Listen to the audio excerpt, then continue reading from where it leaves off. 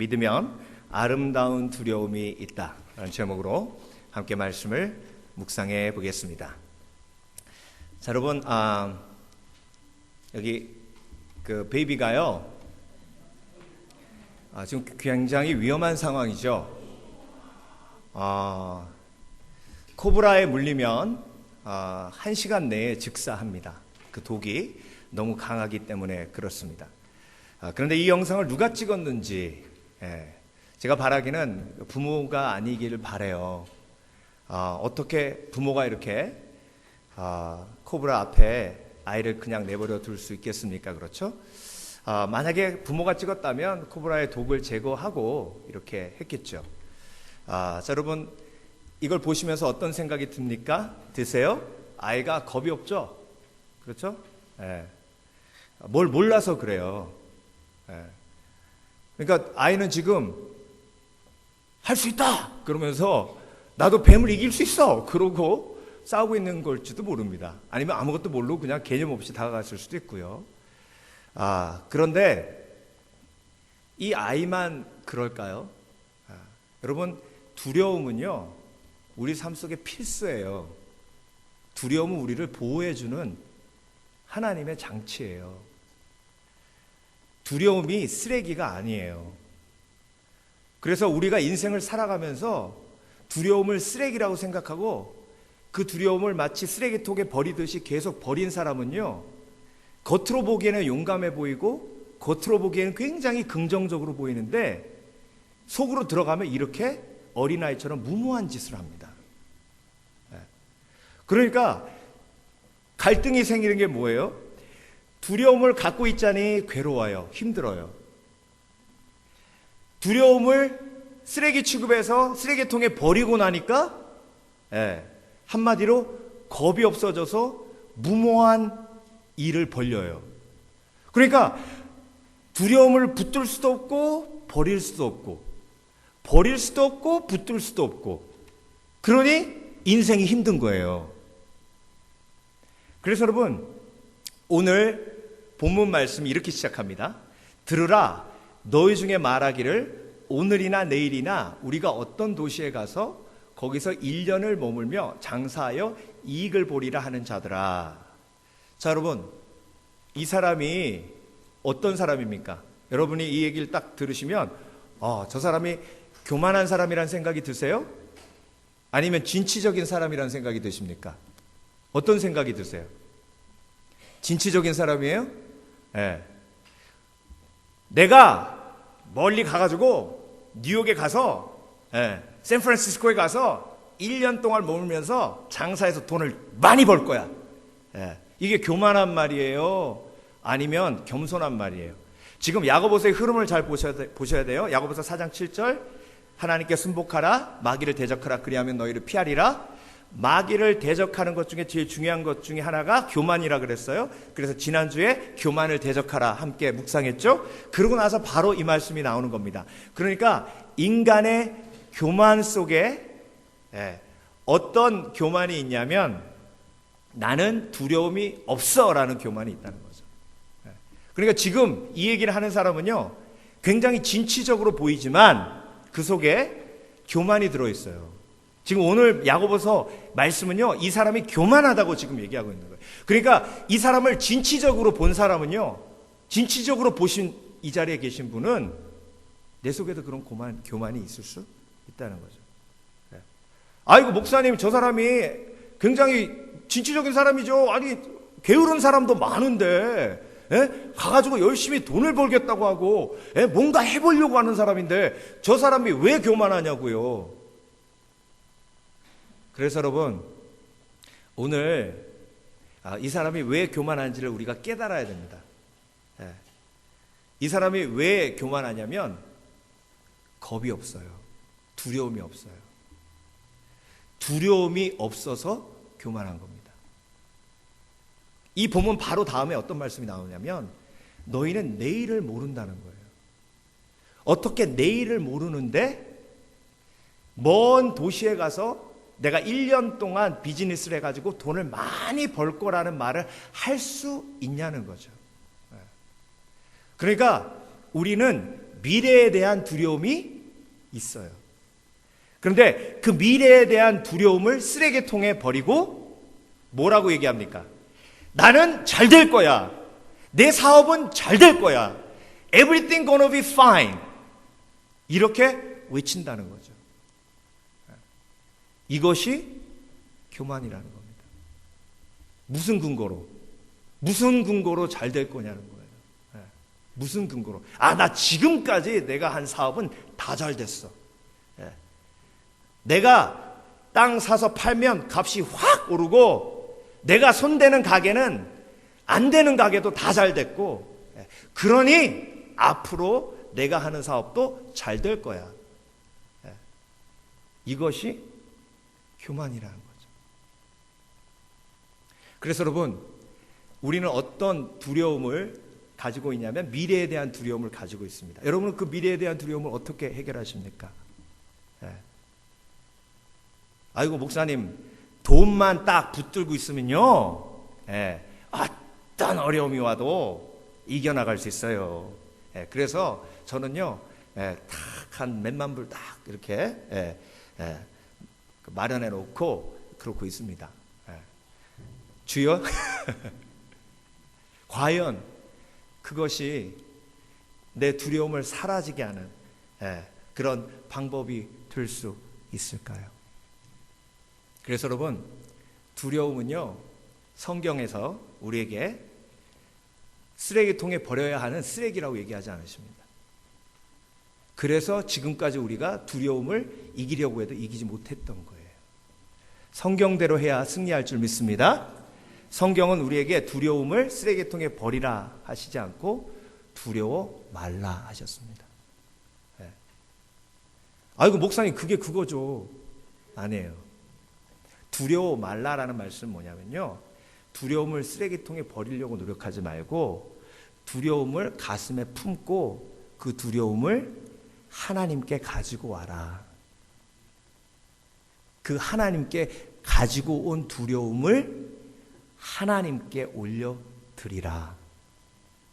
그 말씀이 성경에서 우리에게 주시는 두려워 말라라는 말씀입니다.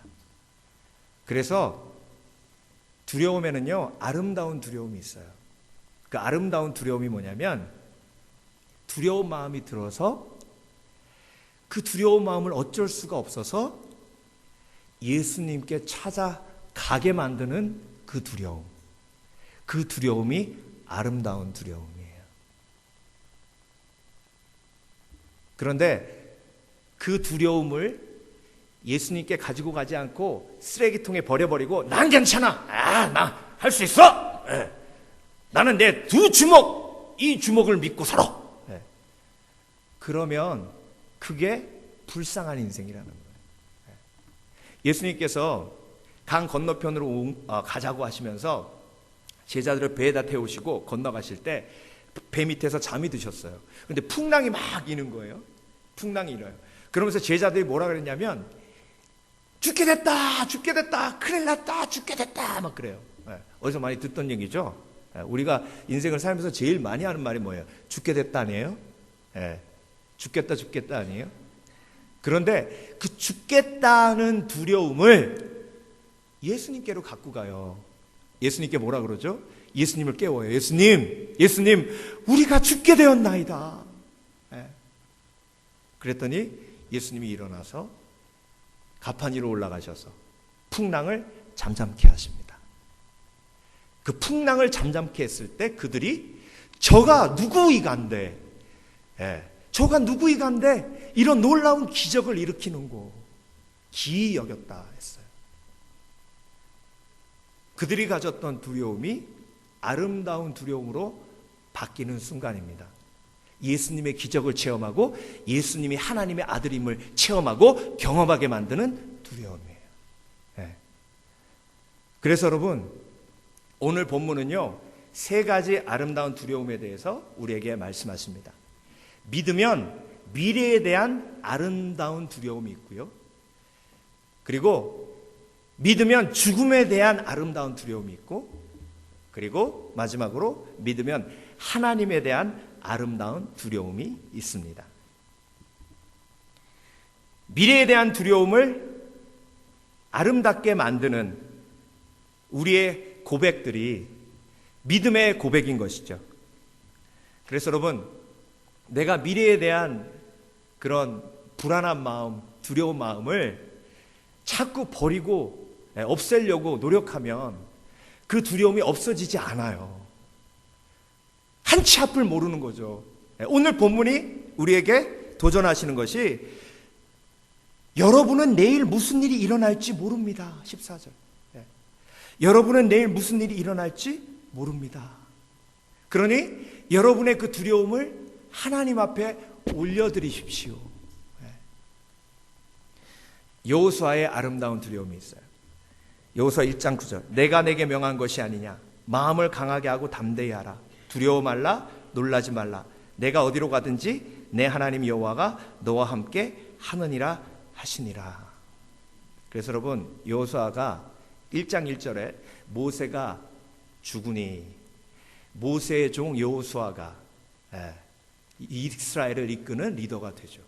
모세가 죽으니까 두려움이 확 밀려와요. 그럼 어떻게 해야 돼요? 어떻게 해야 돼요? 그 두려움을 아름다운 두려움으로 바꾸기 위해서 그 두려움을 가지고 하나님 앞에 나가야죠. 여러분 그렇게 하고 계십니까? 아니면 나는 할 수 있어! 할 수 있어! 지금까지 잘해왔잖아. 그리고 나 도와줄 사람도 있잖아. 옆에 훌도 있고 친구들도 있고, 그리고 무엇보다 모아놓은 돈이 있잖아. 걱정하지 마. 할 수 있어. 이렇게 두려움을 이기십니까? 그러면요, 그 두려움은 아름답게 보이지가 않아요. 그런데 그 두려움을 가지고 하나님 앞에 나오면 그 하나님의 세밀한 음성을 듣게 됩니다. 두려워 말라, 놀라지 말라. 그 다음에 하시는 말씀이 뭐예요? 내가 너와 함께함이라. 내가 너와 함께함이라. 그래서 다윗은요, 사울이 너무 두려웠어요. 시편은요, 처음부터 끝까지 두려운 자의 고백이 담겨져 있는 책이에요.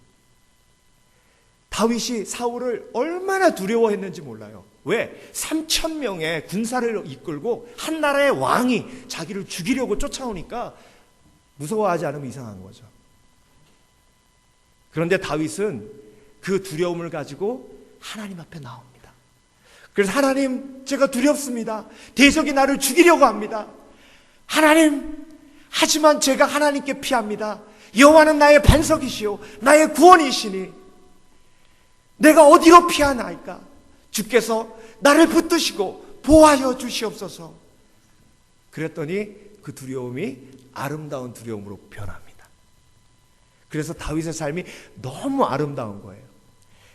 사망의 음침한 골짜기를 다닐지라도 내가 해를 두려워하지 않는 것은 주의 지팡이와 막대기가 나를 안위하시나이다.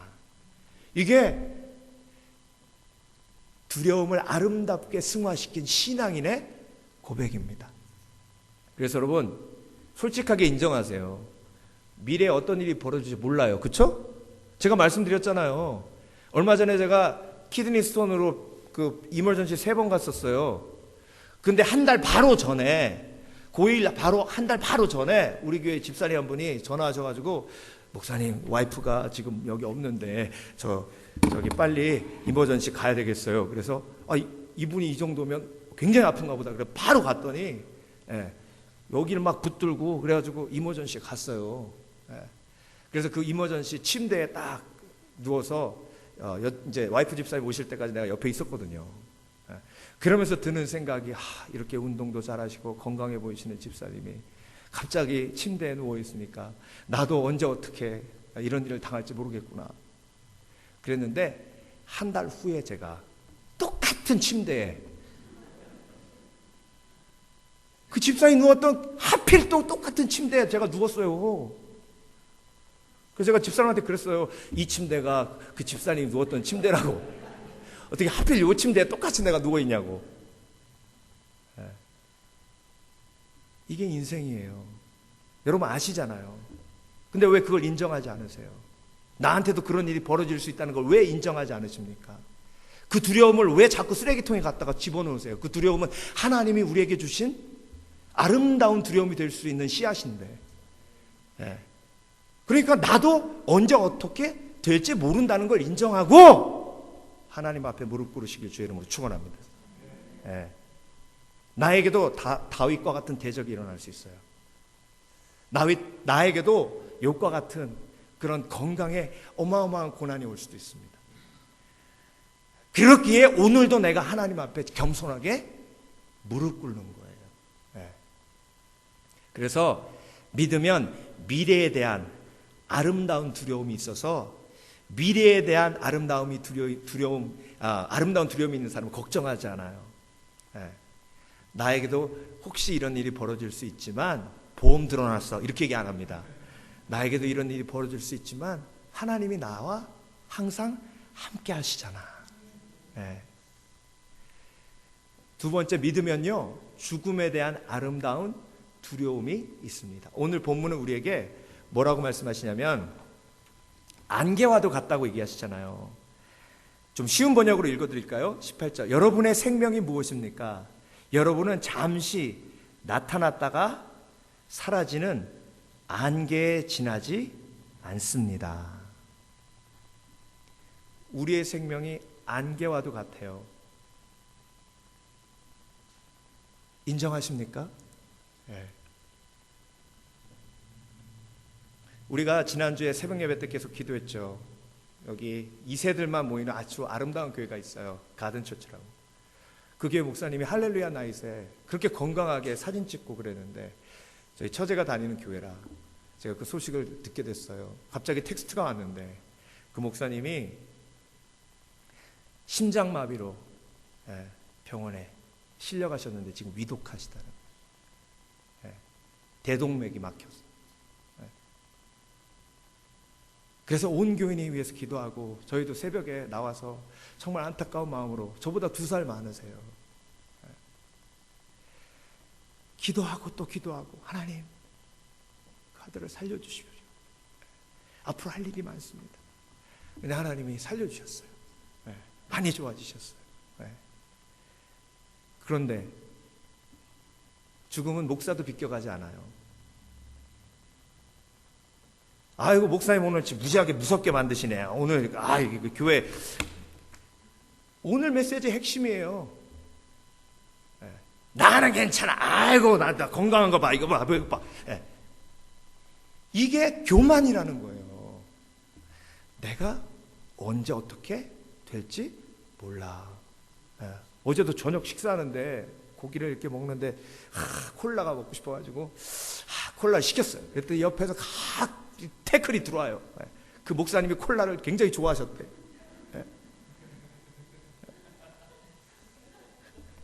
그래서 안 먹었어요.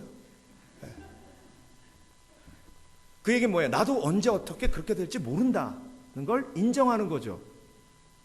근데 그걸 인정하지 않아. 괜찮아. 내 눈빛을 봐. 콜라 갖고 오세요. 벌컥. 이게 교만이라는 거예요.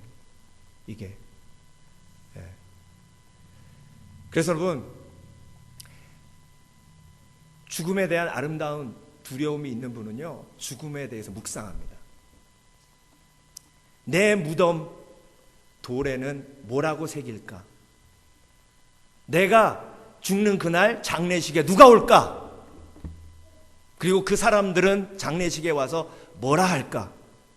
내 영정사진을 보면서 아이고 우리 권사님 그렇게 기도 열심히 하더니 그렇게 교회 위해서 헌신하고 섬기더니 너무 열심히 해서 힘드니까 하나님이 데려가셨네.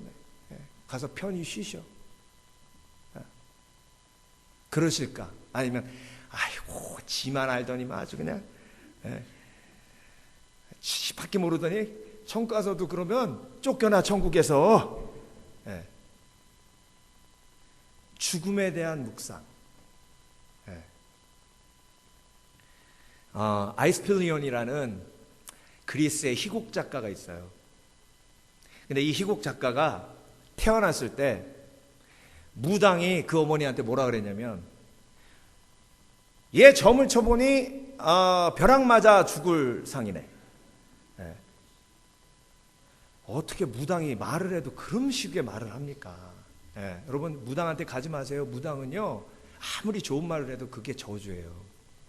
예. 왜 무당이 무당인가? 저주하기 때문에 무당이에요. 왜 하나님이 하나님이신가? 축복하시기 때문에 하나님이. 목사님, 이거 성경 보내 저주도 나오대. 예. 저주는요 경고예요. 하나님이 주시는 경고. 예. 무당이 주는 건 경고가 아니라 묶는 사슬이에요. 그래가지고 아이스필리언이 밖에를 안 나가서 비 오는 날에 하늘을 보고 구름 한 조각만 떠 있어도 안 나갔대. 그러니까 글을 쓰는 거예요. 그런데 어느 날 너무 맑은 거예요. 그래가지고 구름 한 점이 없는 거예요. 그래서 내가 이 날을 즐기리라 하고 혼자 뚜벅뚜벅 열심히 걸어가는데 독수리가 위에서 쫙 날아가는데 독수리가 사냥을 했는데 뭘 사냥했냐면 거북이를 사냥했어요. 그래서 거북이를 사냥해서 쭉 들고 가다가 거북이가 무거웠나 봐. 그래가지고 놓쳤네. 그 거북이에 맞아가지고 죽었대요.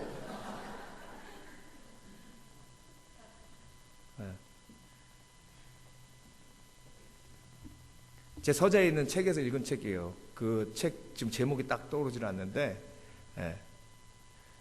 이걸 옛말로 재수? 못 붙었다. 그런데 이걸 성경으로 옮기면 한치 앞을 알지 못하는 인생이 겸손해야 할 이유입니다. 그러니까 여러분 죽음에 대한 두려움은요 쓰레기통에 버릴 것이 아니라 죽음에 대한 두려움은 묵상해서 그것을 하나님 앞에 가지고 와서 내 삶을 겸손하게 만드는 하나님의 축복으로 바꿔야 되는 거예요. 그게 죽음에 대한 아름다운 두려움이에요. 죽음을 생각하는 사람은요 하루를 그렇게 살지 않습니다. 매듭짓기라는 책을 보면 이런 얘기가 나와요. 이재철 목사님이 쓰신 책인데요. 자기 친구 중에 재벌집 아들이 있대요. 근데 어머님이 암에 걸리셨는데 사악이에요. 그러니까 거의 이제 돌아가시는 상황이죠. 근데 많은 목사님들이 와서 기도하셨는데 엄마가 이제 더 이상 목사님들 기도 안 받는다 그랬대. 그래서 이재철 목사님이 전도사 때인데 이제 목사님들 기도 안 받는다 그러니까 전도사라도 와서 기도해 달라고 그래가지고 갔답니다. 딱 방에 들어가자마자 들리는 소리가 그 옆에 있는 가족들이 엄마 왜 이렇게 부정적인 말을 하세요? 엄마는 건강해지실 거예요. 힘을 내세요. 엄마 이렇게 약한 소리 하시면 안 돼요. 엄마 힘을 내세요. 그래서 그 이재철 전도사님 때니까 가가지고 어머니 안녕하세요. 그래 너 왔니? 어머니 제가 좀 기도 좀 해드릴까요? 그래 해봐라. 그래가지고 하나님 역사해 주시고 하나님의 놀라운 기적이 나타나게 하시고 치유해 주시고 회복시켜 주시옵소서 기도한 다음에 어머니 제가 한 말씀 드려도 될까요? 그러니까 해봐. 어머니 죽으세요 좀 있으면. 그랬더니 주위 가족들이 깜짝 놀라가지고 그 어머니도 깜짝 놀라는 거죠. 어머니만 죽으시는 게 아니에요. 우리도 죽어요. 다 죽어요. 언제 죽느냐가 그 문제지. 그러니까 어머니 죽음을 준비하세요. 그랬더니 눈빛이 바뀌면서 죽음을 준비하는 게 뭐냐? 하나님이 세상을 이처럼 사랑하사 독생자를 주셨으니 이는 저를 믿는 자마다 멸망치 않고 영생을 얻게 하려 하심이니라. 어머니 이 땅에서 삶이 다해도 또한 영생이 우리에게 준비되어 있습니다. 예수 그리스도 영접하시고 죽음을 준비하세요. 그랬더니 그렇게 콧대가 세던 어머님이 그래 그럼 나 예수님 영접할게. 그리고 그 시간에 예수님을 영접하시고, 그러고 있다가 며칠 있다가 친구한테 연락이 왔는데, 어머니가 나 이렇게 죽을 수는 없다. 이렇게 병원에서 죽을 수는 없다. 내가 살아봤자 앞으로 한두 달 더 살 텐데 나 마지막으로 아름답게 살다 죽고 싶다. 예. 그래서 별장으로 데려다 달라고 그래가지고요, 그 재벌이니까 아름다운 별장에 데려다 드리니까 2달 동안 성경만 보시다가 아주 평안하게 하늘나라 가셨다는 거예요. 네. 여러분, 죽어요. 이 두려움을 내가 믿음으로 맞닥뜨려야 죽음을 온전히 준비할 수 있습니다. 네. 그래서 복음은요, 죽음의 두려움을 맞닥뜨리는 사람에게 복음이에요. 네. 천년만년 살 것 같이 하는 사람에게 복음 전해보십시오. 알았습니다. 네. 한번 죽기 전에 한번 생각해보죠. 네. 이게 교만이에요. 네. 여러분, 오늘도 마음껏 죽음에 대해서 묵상하시길 주의 이름으로 축원합니다. 왜? 우리에게는 이 말씀이 있어요. 나는 부활이요 생명이니 나를 믿는 자는 죽어도 살겠고 살아서 믿는 자는 영원히 죽지 아니하니라. 너희가 이것을 믿느냐? 너희가 이것을 믿느냐? 네. 그러니까 이 말씀이 있는 거예요. 그러니까 우리는 마음껏 죽음에 대해서 묵상할 수 있고요, 죽음에 대한 두려움이 생기면 생길수록 더 겸손해지고, 네, 삶이 더 정돈이 돼요. 네. 그래서 여러분, 오늘 본문은 우리에게 믿으면 죽음에 대한 아름다운 두려움이 있다라고 말씀하고 계시고요, 마지막으로 믿으면 하나님에 대한 아름다운 두려움이 있다라고 말씀하십니다. 15절, 그러므로 여러분은 오히려 이렇게 말해야 합니다. 만일 주께서 허락하신다면 사는 동안 이런저런 일을 해야겠다. 그러니까 내가 뉴욕에 가서 저 샌프란시스코에 가가지고 1년 동안 열심히 해서 돈 많이 벌어올 거야. 이게 교만이라는 거예요. 한치 앞을 알지 못하고 언제 죽을지 모르는데, 그러니까 이렇게 얘기해야 된다는 거죠. 하나님이 나에게 원하시면, 하나님이 나에게 허락하시면 내가 멀리 가서 주를 위해 섬기겠고, 네, 하나님이 이곳에 있기를 원하시면 내가 이곳에서 열심히 섬길 것이다. 네, 이게 겸손한 사람, 하나님을 기억하는 사람의 특징이라는 거예요. 왜 그렇게 해야 돼요? 왜? 하나님이 나를 사랑하시니까. 그래서 사랑하기 때문에 허락받으라고 하는 거예요. 네. 여러분, 티네이저한테 부모님이 제일 많이 얘기하는 게 뭐예요? 엄마한테 제발 좀 허락 맞고 좀 해라. 어? 알겠지? 엄마가 하지 말라는 거 하지 마. 네. 왜? 사랑하기 때문에. 네. 그래서 여러분, 제일 내 삶 속에서 두려운 사람이 누구냐면 나를 가장 사랑해주는 사람이 제일 무서운 거예요. 왜냐하면 그 사람을 상처 입힐 때 내가 가장 고통스럽기 때문에 그래요. 요즘 TV 보시면 옛날에 잘 나갔던 분들, 불과 한두 달 전에 세상을 호령했던 그 청와대에서 사셨던 분들 쇠고랑 차고 나오시잖아요. 정말 그분들이 쇠고랑 찰 거라고 꿈에라도 생각하셨겠어요. 근데 제가 그 모습을 보면서 어떤 생각이 드냐면 오늘 이 말씀을 묵상하면서, 만약에 내가 TV 앞에서 쇠고랑을 차고 저렇게 서 있다면 누구는 이 모습을 절대 보지 말았으면 좋겠다라는 생각이 드는 그 사람이 누군가? 그 사람이 내가 가장 사랑하는 사람이에요. 그 사람에게만큼은 이런 죄악된 모습을 보여주고 싶지 않은 거예요. 왜? 그 사람이 아파할 거니까, 힘들어할 거니까. 그 사람이 누굽니까, 여러분? 전 가족들이더라고요. 집사람, 아버지.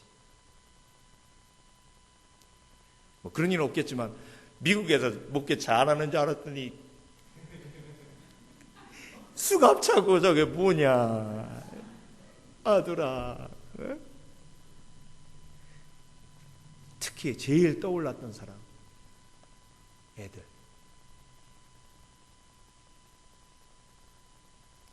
그 영화가 생각났어요. 어떤 영화인지 기억은 안 나는데 사기쳐가지고 도망갔다가 고향집에 갔다가 형사가 와가지고 잡혔어요. 근데 엄마가 아프신 거예요. 언제 세상을 뜨실지 몰라요. 근데 사랑하는 어머니를 놓고 감옥으로 가야 되는 그 아들이 형사한테 한마디 부탁을 합니다. 형사님, 어머니한테 작별 인사라도 해야 되잖아요. 그러니까 형사가 그 얼굴, 눈을 보니까 절대 도망갈 것 같지 않는 거예요. 알았어. 여기서 기다릴 테니까 어머니한테 작별 인사하고 와라. 그리고 차문을 열어줬어요. 근데 조금 나가다가 들어와가지고 수갑을 쭉 내밀면서 이거 끼고 인사할 순 없잖아요.